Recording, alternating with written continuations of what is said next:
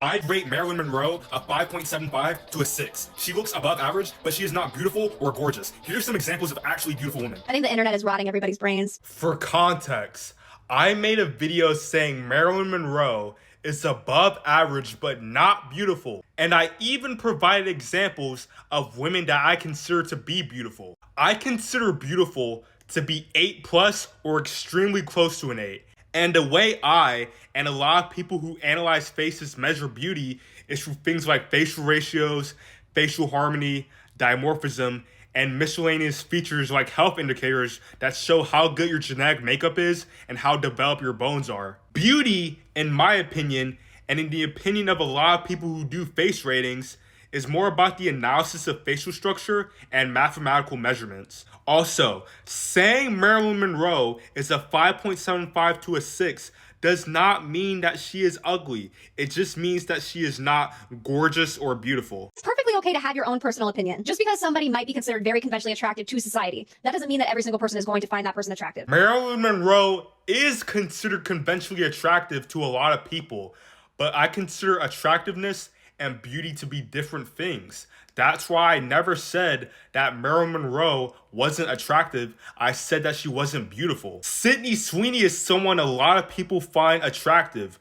but when I say that she is beautiful, no. I think coming on and making this definitive statement of Marilyn Monroe is above average, but she's not beautiful, she's not gorgeous, a lot of people would disagree. A lot of people would find her like one of the most beautiful women to ever exist. Yeah, because a lot of people overrate how women look and don't understand the complex nature of facial aesthetics and beauty. They go based off intuition a majority of the time. Like I said before, I consider beauty and attractiveness to be different things. So I guess this is about semantics. But just because I find a woman more beautiful than another woman, that doesn't mean I'm gonna be more attracted to the more beautiful woman. For example, I consider Olivia Rodrigo to be very attractive, but I don't consider her to be beautiful. But I would probably choose her over this model, Yao Shabia, who I do consider to be beautiful. I already outlined how beauty is based more on your bone structure, facial harmony, and mathematical measurements. But who you find attractive is a lot more subjective and a lot less to do with facial ratios and can happen to be, because of your race, ethnicity, personal preferences, fetish, whatever. It's a lot more subjective to who you actually find attractive, and it's a lot more personal to you rather than some, mathematical breakdown or, detailed analysis of ratios. That might not be your personal opinion, but not every man or woman goes by their super scientific rating scale that a lot of the BP people are using now. Exactly. Barely anyone knows the reason behind why certain traits or ratios are actually desirable and have never actually carefully analyzed someone's face before. So since they're uneducated, their opinions on beauty are naturally going to be less analytical, detailed, and concise because they probably won't be able to consciously measure all of the different aspects that go into someone's appearance. I don't expect the average person to be thinking about someone's nasal-orbital contour or their ipsilateral angle, but I would at least expect them to understand my basic take of, while it's okay to consider Marilyn Monroe attractive, there are women that fit into a higher echelon of beauty even if they still think Marilyn Monroe is more attractive than all of those women. At a certain point, the difference between somebody who is very, very attractive and very, very, very, very attractive can be a lot more subjective. So the women that he described as like super, super beautiful, there might be a lot of people who don't agree. Theoretically, but if someone were to say they find Marilyn Monroe beautiful, are they really gonna find Dotson Kroos to not be beautiful? What about Maria Maza? What about another blonde supermodel? Are they really not going to find these beautiful women beautiful? Even if they are more attracted to Marilyn Monroe, they will intuitively know that other examples of beautiful women are indeed beautiful. Like I said before, you can be attracted to someone that is less beautiful than another person because attractiveness and beauty are different scales and can be influenced by different factors. I also think that calling her, what did he say, like a 5.75? People who use that rating scale, they say that 10 doesn't exist and like 9 is perfect. And my thing is, if everybody is a 4 or 5, then that like rating scale, it like doesn't even mean anything. Because it all just comes down to subjective preferences anyway if we're rating everybody a 4 or 5. No, it means something. It just means the average person is not beautiful. Like the fact that I said Marilyn Monroe is a 5.75 to a 6 proves that I think that she's above average. I just don't think that she's jaw-droppingly gorgeous. Subjectivity can exist in preferences, sure, but if we're talking about beauty, the more you go up the scale, that's where subjectivity comes in. For example, it's easy to separate a 2 out of 10 from an 8 out of 10, but it's harder to separate an 8.5 out of 10 from an 8.75 out of 10. Obviously, the beauty scale that I use and a lot of face raters use will never be 100% objective, but it is clear enough that you can separate a beautiful person from an extremely not beautiful person. Most people use a rating scale like a real life rating scale, and the hottest people in their town, they would rate like a 9.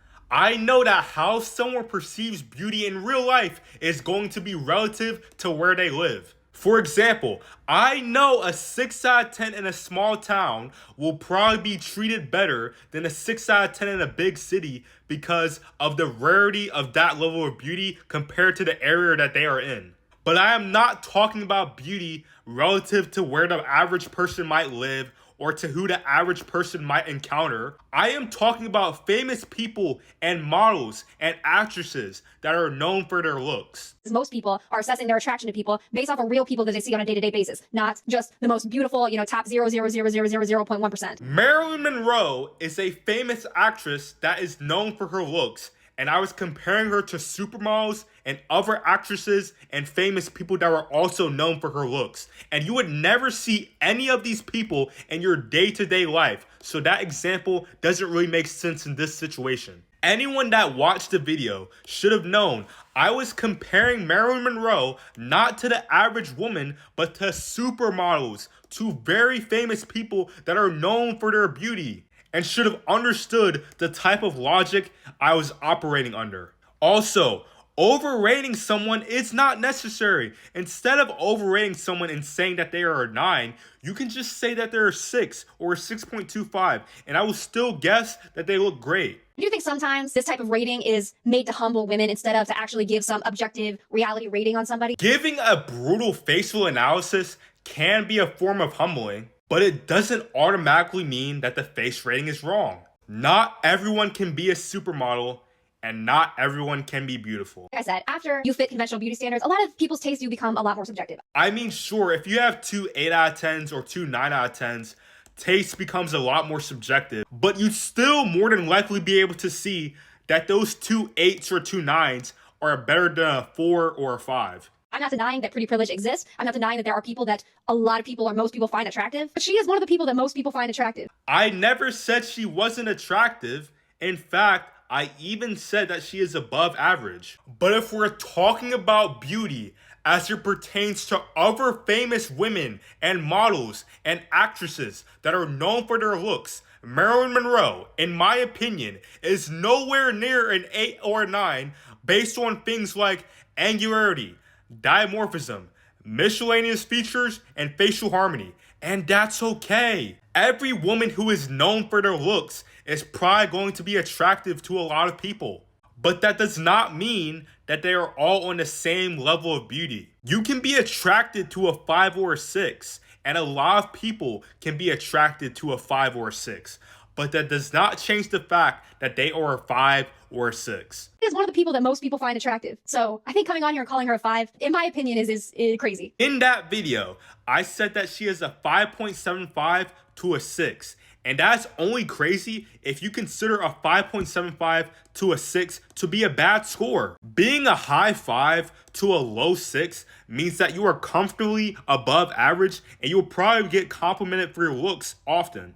She doesn't have to be your type, but to say that as if it's objective reality, I don't agree with that. This would hold a lot more weight if you could actually tell me why and justify Marilyn Monroe being in the same tier of looks and beauty as someone like Dawson Cross or any of these other models. You're saying that Marilyn Monroe is not a 5.75, she's not a 6, and that she's beautiful, but you can't substantiate that claim or prove that Marilyn Monroe's traits are as beautiful as the traits that someone like Dawson Cross is. You just can't explain it.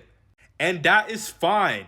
Just because you're not an 8 out of 10, that doesn't mean that you're not attractive. But in my opinion, she is not an 8 and she is not close to an 8. so I cannot consider her beautiful.